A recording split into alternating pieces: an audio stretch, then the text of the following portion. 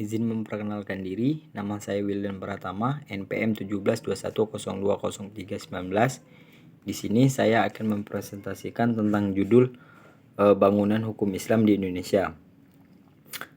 Hukum Islam dikategorikan sebagai definisi law karena aturan-aturan yang ada di dalamnya dibuat langsung oleh Tuhan untuk mengatur kehidupan manusia di dunia. Bila kita diperhatikan pengertian di atas, betul-betul menetapkan hukum Islam sebagai etis yang murni, bersifat top down dan melepaskan aspek-aspek historis sosiologisnya.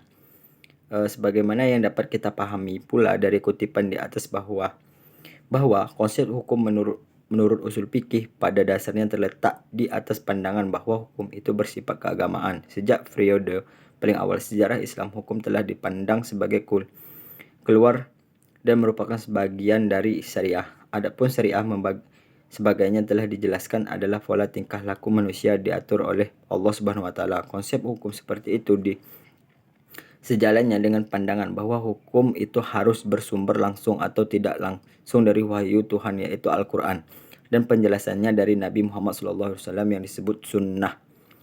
Bila kutipan di atas dikaitkan dengan politik, maka itu yang disebut dengan nomokrasi negara Islam. Sifat nomokrasi negara Islam menunjukkan kepercayaan terhadap supremasi hukum suci yang menjadi sumber otoritas pemerintahan.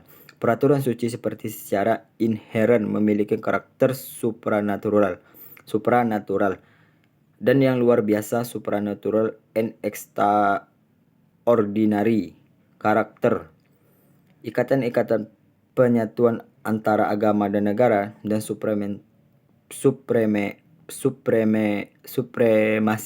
hukum suci berasal dari kehendak Tuhan secara bersama-sama, menegaskan kembali kewajiban serta hamba untuk taat kepadanya. Menurut warga negara Islam adalah hamba Allah dan hukum-hukumnya adalah hukum suci karena ia berasal dari Allah Subhanahu wa taala.